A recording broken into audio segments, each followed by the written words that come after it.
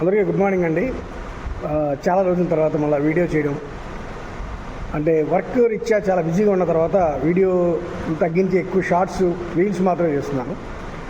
నేను ఇప్పుడు వీడియో చేయడానికి ప్రత్యేకమైన కారణం ఏంటంటే నిన్న జరిగిన గ్రూప్ 2 ఎగ్జామ్ సంబంధించి చాలామంది ఫ్రెండ్స్ స్టూడెంట్స్ అందరూ కూడా కీ గురించి అడుగుతున్నారు. ఎంత మన కటప్ వస్తే బాగుంటుంది అన్న ఉద్దేశంలో చాలామంది అంటే ఎగ్జామ్ అయిపోయిన తర్వాత మన యొక్క మానసిక పరిస్థితి ఎలా ఉంటుంది అన్నది నాకు గత 10 సంవత్సరాలుగా అనుభవం ఉంది. సో ఆ దృష్ట్యా ఒకటి నెక్స్ట్ మనం ప్రిపేర్ అవ్వాలా వద్దా అని ఒక మీమాంసలో ఉంటాం. అంటే నెక్స్ట్ మెయిన్స్కి వెళ్ళాలా, మెయిన్స్ ప్రిపేర్ అవుతామా వద్దా అనే విషయంలో. సో వీటన్నిటి క్వశ్చన్స్ నేను నిన్న మధ్యాహ్నం నుంచి ఎగ్జామ్ అయిపోయిన దగ్గర నుంచి ఫ్రెండ్స్ చాలామంది అడుగుతున్నారు. బట్ యూట్యూబ్లో కానీ చాలా వరకు మనకు అందుబాటులో వచ్చినాయి. సీనియర్స్, ఫ్యాకల్టీస్ చాలామంది కూడా వీడియోస్ పెట్టారు కటప్ గురించి. సో అంత డీటెయిల్డ్ కటప్ వాళ్ళందరూ కూడా చాలా వరకు చెప్పడం జరిగింది. అంటే జనరల్గా ఏబీపీఎస్సీకి అయితే రాలేదు, బట్ మనకు అందుబాటులో ఉండేటువంటి జనరల్కి అలాగే అందరూ ఎక్స్పర్ట్స్ కాబట్టి వాళ్ళు వాటికి ఉన్న ఆన్సర్ కరెక్ట్గా గెస్ చేసినటువంటి విధానంతో పాటు పెద్దలందరూ కూడా మంచి కీసు అలాగే కటప్లు కూడా అంచనాలు చెప్పడం జరిగింది.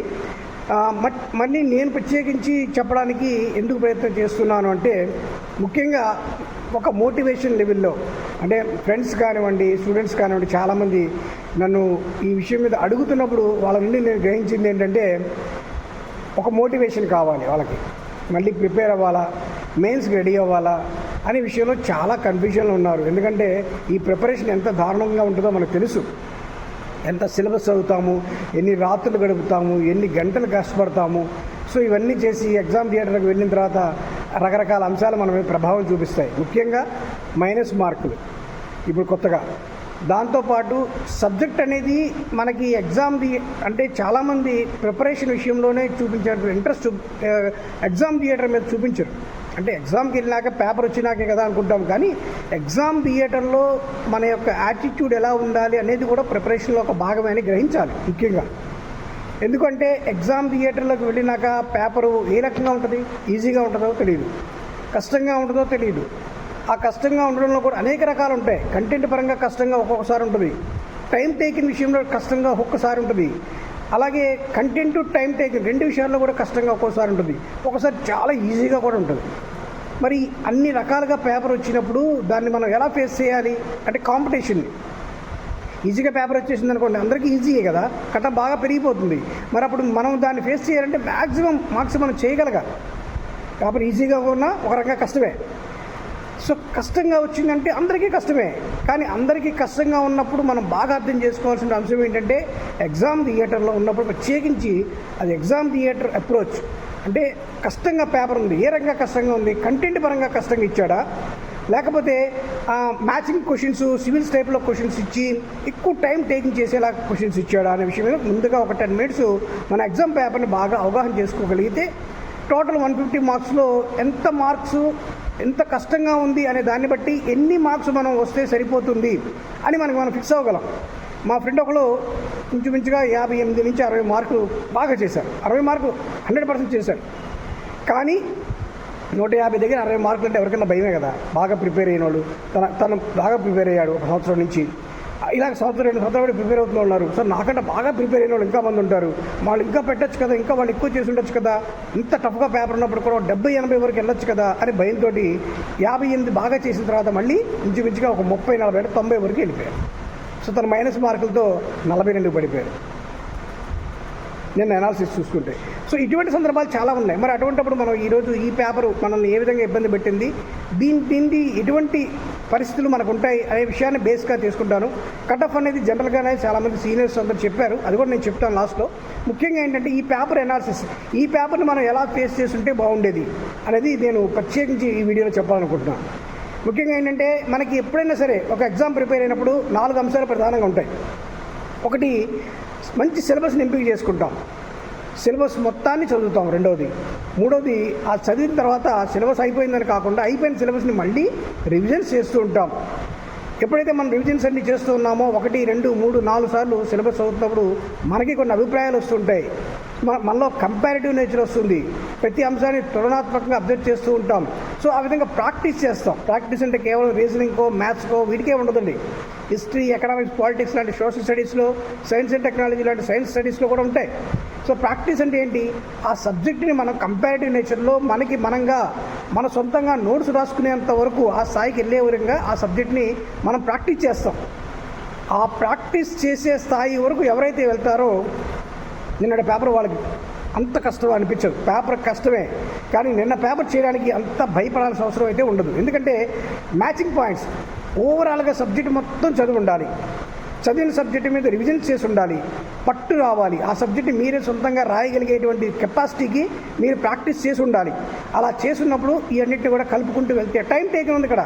కంటెంట్ ఇప్పుడు నేను చెప్పిందంతా కంటెంట్ పరంగా మీరు అంత ప్రాక్టీస్ చేసి ఉంటే ఖచ్చితంగా ఈ ఎగ్జామ్లో 75, 80, 90 వరకు చేయగలరు.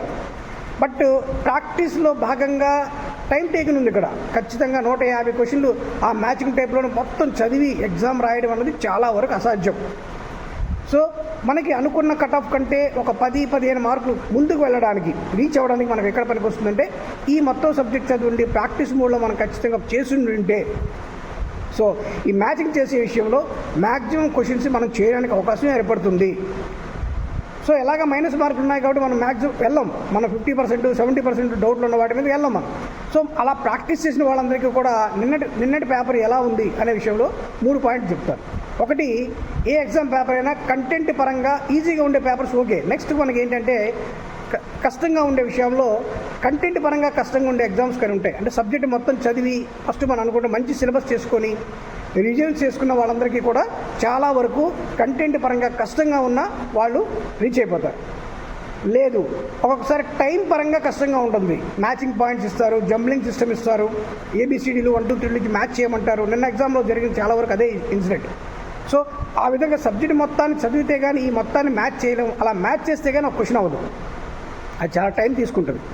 సో అటువంటి టైం పరంగా కష్టంగా ఉండేటువంటి ఎగ్జామ్ కొన్ని ఉంటాయి. కొన్ని ఎగ్జామ్స్ కంటెంట్ పరంగాను టైం పరంగా కూడా కష్టంగా ఉంటాయి. నిన్న ఎగ్జామ్ అయితే అలాంటిది. సో కంటెంట్ పరంగా కూడా బాగానే కష్టంగానే ఉంటుంది, అంటే బాగా లోతుగా వెళ్ళే అవకాశాలు ఉన్నాయి. అలాగే టైం పరంగా కూడా ఎక్కువ టైం తీసుకునేటువంటి మోడల్ క్వశ్చన్స్ ఉన్నాయి. సో ఇటువంటిప్పుడు కంటెంట్ పరంగాను టైం పరంగా 2 రకాలుగాను కష్టంగా సబ్జెక్టు ఉంది అంటే నేను ముందే అన్నట్టు 4 స్టెప్స్లో, అంటే సిలబస్ సేకరించడం, సిలబస్ మొత్తాన్ని చదవడం, రివిజన్స్ చేయడం, కంపారిటివ్ నేచర్లో సిలబస్ మొత్తాన్ని ప్రాక్టీస్ చేయడం. సిలబస్ కంప్లీట్ చేయడం కాదండి, సిలబస్ మొత్తాన్ని ప్రాక్టీస్ 3-4 సార్లు ప్రాక్టీస్ చేసి నోట్స్ రాసుకొని ఏ సబ్జెక్ట్ ఎలా ఉంటుంది అనేటువంటి మీ ఓన్గా దాన్ని రాయగలిగే కెపాసిటీ మీరు ప్రాక్టీస్ చేయగలిగి ఉంటే ఖచ్చితంగా ఈ యొక్క జంబ్లింగ్ కానివ్వండి, మ్యాచింగ్ సిస్టంలో కానీ మనం చాలా వరకు వెళ్ళొచ్చు. సో చాలా సంవత్సరాలుగా చేసిన వాళ్ళు, రివిజన్స్ ఎక్కువ చేసిన వాళ్ళు, ప్రాక్టీస్ మోడ్లో చేసిన వాళ్ళు చాలామంది ఉన్నారు మనకి, వాళ్ళు కూడా మనకున్నారు. సో మరి వీళ్ళంతా ఉన్నారు కాబట్టి కేవలం రివిజన్స్ వరకు చేసి బాగా కష్టపడి చదివి కూడా మనం ఎగ్జామ్ రాయలేకపోయాం, 30, 40, 50 వరకు ఆగిపోయి ఏంటి మా పరిస్థితి అని భయపడుతున్న వాళ్ళు కూడా చాలామంది ఉన్నారు. సో దాని పరంగా ఇప్పుడు మనం కట్ ఆఫ్ వైపు వెళ్దాం. నేను చెప్పింది ఇప్పటివరకు అసలు ఎగ్జామ్ థియేటర్లో మనకు ఉండేటువంటి పరిస్థితిని బట్టి మనం ఏ రకంగా వెళ్ళగలమని చెప్పాను. సో ముఖ్యంగా ఏంటంటే ప్రధానంగా ఒక సబ్జెక్టు మనం మనకు ఆ క్వశ్చన్ పేపర్ ఇచ్చినప్పుడు ఫస్ట్ ఒక 10-15 క్వశ్చన్ మనం చదవగానే పొజిషన్ అర్థమైపోతుంది. అది కష్టంగా ఉందా, టైం టేకింగ్ చేసుకోబోతుందా, లేకపోతే ఈజీగా ఉందా అనే దాన్ని బట్టి మనం అర్థం చేసుకోవచ్చు చాలా వరకు. ఎగ్జామ్ థియేటర్ అప్రోచ్ అంటే అదే, మనం ఎంత చదివాం అనేది వేరే విషయం. ఎగ్జామ్ థియేటర్లోకి వెళ్ళాక మీరు ఎన్నాళ్ళు చదివారు, ఎన్ని గంటలు చదివారు ఇదంతా అవసరం లేదు. వాడు అక్కడ అడిగిన పాయింట్ ఏంటి, ఆ పాయింట్ని మీరు ఎలా గ్యాదర్ చేశారు, ఎలా గుర్తించగలిగారు అనేది ఇంపార్టెంట్. సో అక్కడ ఆ పాయింట్ మీకు దొరకాలి అంటే మీరు ఖచ్చితంగా ఆ ఎగ్జామ్ థియేటర్లో ఉన్నప్పుడు ఖచ్చితంగా ఎగ్జామ్ పేపర్ని మీరు అక్కడ అనాలిసిస్ చేయాలి, ఆ కెపాసిటీ మీకు రావాలి. సో నిన్నటి పేపరే మనం తీసుకుంటే చాలా ఎక్కువ టైం తీసుకుంటుంది, కంటెంట్ కూడా కష్టంగానే ఉంది. కొన్ని సబ్జెక్ట్స్ అయితే మన అందనంత లోతుకి వెళ్ళిపోయి మరి అడిగిన సందర్భాలు కూడా కనిపించినాయి. సో కొన్ని సబ్జెక్ట్స్ మనం మ్యాక్సిమం చేసే అవకాశాలు కూడా ఉన్నాయి. సో ఈ సెలక్షన్ చాలా ఇంపార్టెంట్ ఇక్కడ. కాబట్టి వీటన్నిటి తోడు మనలో ఆటోమేటిక్గా ఊహించినంత కష్టంగా పేపర్ వస్తే పెన్ను పెట్టడానికి భయపడతాం, ఎందుకంటే మైనస్ మార్కులు ఉన్నాయి కాబట్టి. సో అక్కడ మనం ఖచ్చితంగా ఆలోచించాల్సింది ఏంటి, మనం అక్కడ పేపర్ చూడగానే ఇంచుమించుగా 70 నుంచి 80 కట్ ఆఫ్. ఎందుకంటే నేను మ్యాక్సిమం ఇక్కడ 70 నుండి 80 వరకు చెప్తున్న కట్ ఆఫ్ ఎలా చెప్తున్నానంటే, మనకి ఇప్పుడు 40 సుమారుగా 4,80,000 మంది చిల్లర అప్లై చేశారు, కానీ ఎగ్జామ్కి వచ్చింది సుమారుగా 4 లక్షల మంది వచ్చారు. 4,44,000 మంది సుమారుగా వచ్చారు. సో ఇంచుమించు ఒక 80-90 లక్షల మందికి డౌన్లోడ్ చేసుకోవడంలోనే వెనక్కి వెళ్ళిపోయారు. సో సుమారు 4 లక్షల మందిలో 10% 1:50 లెక్కన వేసుకోండి.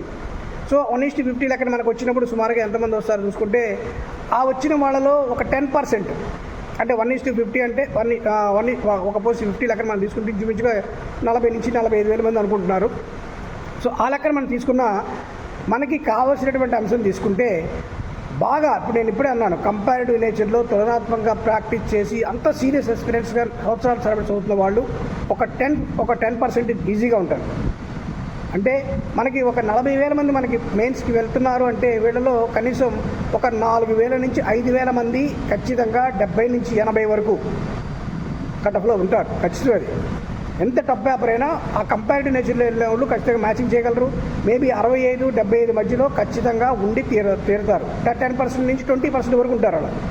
సో రిమైనింగ్ 80%కి వచ్చేసరికి ఇక్కడ మనం బాగా ఆలోచించాల్సింది ఏంటంటే పేపరు మినిమం టఫ్గా ఉండి, లేదు టైం టేకిన్ కాకుండా కంటెంట్ పరంగా కష్టంగా ఉండి అలా ఉండుంటే కటప్ మార్క్స్ ఎలా ఉంటాయి? ఐసీ కటప్ ఇప్పుడు మనం అనుకుంటే 65 నుంచి 75 అనుకున్నాం. 65, 4, 63, 62, 61 ఈ రకంగా ఒక మార్కు దగ్గర ఎక్కువ మంది ఉండొచ్చు, ఒక్కొక్క మార్కు తగ్గుతూ ఉండొచ్చు, అలాగా కటప్ తగ్గుతూ ఉండొచ్చు. కానీ కంటెంట్ పరంగా టైం పరంగా 2 రకాలుగానే టఫ్గానే పేపర్ ఉన్నప్పుడు చాలామంది అంటే 30 నుంచి 40 మార్కులు మాత్రం ఖచ్చితంగా చేయగలిగి ఉండి మిగతా వాటిని ఇంకా రాదేమన్న భయంతో, రాకపోతే ఎలాగైనా భయంతో 90-100 వరకు పెట్టిన వాళ్ళు కూడా ఉంటారు. అంటే టైం సరిపోవట్లేదు కొంతమందికి కంటెంట్ సరిపోవట్లేదు. సో ఈ రకమైన డైలమాలో చాలామంది ఇంచుమించుగా చాలా ఎక్కువగానే అటెంప్ట్ చేయడానికి ప్రయత్నం చేస్తారు. ఈజీగా ఉంటే ఒక 80-90కి వెళ్ళిపోతారు. అప్పుడు ఇంకా దానికి మైనస్ మార్క్కి వెళ్ళరు. అసలు వెళ్ళడానికి ఇక్కడ అవకాశం కనిపించట్లేదు, టైం సరిపోవట్లేదు, కంటెంట్ అర్థం కావట్లేదు. ఇంత టఫ్గా ఉన్న పొజిషన్లో 30-40 చేసి ఎవరు పేపర్ వదిలిపెట్టరు. సో రిమైనింగ్ ఉన్న వాళ్ళంతా కూడా చాలా వరకు ఎక్కువ పెట్టడానికి ప్రయత్నం చేశారు. నాకు వచ్చిన ఇన్ఫర్మేషన్ కూడా చాలామంది మా వాళ్ళతో నాతో మాట్లాడిన వాళ్ళు కూడా అలాగే మాట్లాడారు. చాలా సీరియస్ ఎక్స్పీరియన్స్ కూడా 40, 45, 50 కంటే ఎక్కువ పెట్టలేని వాళ్ళంతా భయపడిపోయి చాలామంది తర్వాత అమ్మో ఇంటి అయితే ఎలాగా, ఇంకా నాకంటే బాగా చదివిన వాళ్ళు ఉంటారు కదా, చాలామంది సంవత్సరాల తరబడి చదువుతున్నారు కదా అనుకొని ఆ తర్వాత ఒక 40-50 అటెంప్ట్ చేసిన వాళ్ళు ఉన్నారు. సో వాళ్ళు 60, 65, 60 అలా వచ్చిన వాళ్ళు, అంటే 50 నుంచి 60 మధ్యలో వచ్చిన వాళ్ళు ఇప్పుడు మనం టాప్లో ఒక 10%, 20% అంటే 70 నుంచి 80, 65 నుంచి 75 అనుకున్నాం ఇంచుమించుగా మేబీ. ఆ తర్వాత 65 నుంచి 55 మధ్యలో ఉండవలసిన వాళ్ళంతా కూడా ఏం చేశారంటే చాలా వరకు వెళ్ళిపోయారు. ఇంకో 30-40 క్వశ్చన్లు, 40-50 క్వశ్చన్లు వెళ్ళిపోయారు. అంత తక్కువ మార్క్స్ అయితే మనం రాదేమో అన్న భయంతో. సో అది జనరల్గా అది జయించడమే ఎగ్జామ్, ఆ అనాలిసిస్ చేయడమే ఎగ్జామ్ థియేటర్ అండి. ఎగ్జామ్ థియేటర్లో ఆ అనాలిసిస్ చేయగలడంలో చాలామంది ఫెయిల్ అయిపోతున్నాం. మన కోచింగ్ సబ్జెక్ట్స్లో తీసుకుంటున్నాం, అన్నింటిలో తీసుకుంటున్నాం, కానీ ఎగ్జామ్ థియేటర్లో ఎలా ఉండాలి, మనం ఆ టైంలో మనం ఎలా ఉండాలనే దాని మీద మనం ఫెయిల్ అవుతున్నాం. బాగా గమనించాలి శిష్యులు.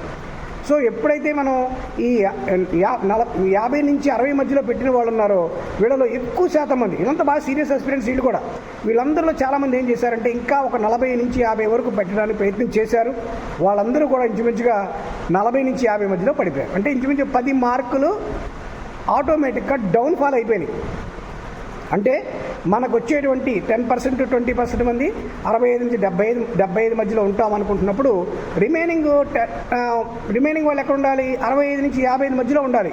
కానీ ఇప్పుడు నేను చెప్పినటువంటి ఈ కన్ఫ్యూషన్ వల్ల, ఈ భయం వల్ల చాలా వరకు కటప్ మార్క్స్ అనేది 1-2 మార్కుల దగ్గర, 3-4 మార్కుల దగ్గర ఆగిపోదు. మేబీ ఒక 15-20 మార్కుల వరకు పడిపోవచ్చు. అంటే అప్పుడు ఏమవుతుంది? ఇంచుమించుగా 45 నుంచి 55 వరకు కూడా కటప్ రావచ్చు. అంటే ఈ రకంగా నేను అబ్జర్వ్ చేసింది, అనాలిసిస్ చేసిన దాన్ని బట్టి నిన్న గ్రూప్ 2 పేపర్లో మేబీ 45 నుంచి 55 వరకు, ఇంకా మనం ఖచ్చితంగా చెప్పాలంటే 50 అన్నది మంచి కటఫ్. 50 నుంచి 60 మధ్యలో మంచి కటఫ్ మార్క్స్. మేబీ ఇంకో 3-4 మార్కులు తగ్గినా కూడా మనం ఆశ్చర్యపోవాల్సిన అవసరం లేదు. 1:50 లెక్క పర్సన్స్ కావాలి కాబట్టి తగ్గినా కూడా మనకు ప్రాబ్లం లేదు. కాబట్టి 45 వచ్చిన వాళ్ళు, 45 పైన వచ్చిన వాళ్ళు ధైర్యంగా మెయిన్స్ ప్రిపేర్ అవ్వండి. ఒక 5 మార్కులు మేబీ అటు ఇటుగా వచ్చి ఒక 50 నుంచి కటప్ మొదలైనా మనం నష్టపోయే ప్రిపరేషన్ ఏమీ లేదు. అది నెక్స్ట్ ప్రిపరేషన్ పనికొస్తుంది, నెక్స్ట్ గ్రూప్ 1కి పనికొస్తుంది. కాబట్టి 45 పైన వచ్చిన వాళ్ళు, 50 నుంచి వచ్చిన వాళ్ళు ధైర్యంగా మీరు మెయిన్స్కి ప్రిపరేషన్ స్టార్ట్ చేయండి. సో ఈ విషయంలో నేను మ్యాక్సిమం కొంచెం లేట్ అయినా వీడియో చేయడానికి కారణం ఏంటంటే చాలామంది ఇటువంటి సమస్యలోనే ఉన్నారు. సో నేను ఆ విధంగా మిమ్మల్ని మోటివేట్ చేయడం అనేది నా బాధ్యతగా స్వీకరించి ఈ రోజున నేను టైం తీసుకుని ఈ వీడియో చేయడం జరిగింది. కాబట్టి మీరందరూ 45 పైన వచ్చిన వాళ్ళు ఖచ్చితంగా మెయిన్స్ ప్రిపేర్ అవ్వండి, ఏం ప్రాబ్లం లేదు. ఒక 2-3 మార్కులు అటు ఇటు వచ్చినా ఏ సమస్య లేదు. మీకు ఇప్పుడు సంవత్సరాల కొద్దీ ఎగ్జామ్ జరిగేది ఏమీ లేదు. మేబీ జూలై ఆగస్టు అంటే 2-3 నెలల్లో జరుగుతుంది. కాబట్టి మీ ప్రిపరేషన్ వేస్ట్ అవ్వదు, మీ ప్రిపరేషన్ ఏమాత్రం కూడా వేస్ట్ అవ్వదు. గ్రూప్ 1 కూడా పనికి వస్తుంది. కాబట్టి ఎవరు కూడా భయపడకుండా 45 పైన వచ్చిన వాళ్ళందరూ కూడా ఖచ్చితంగా మెయిన్స్కి ప్రిపరేషన్ స్టార్ట్ చేయండి. All the best.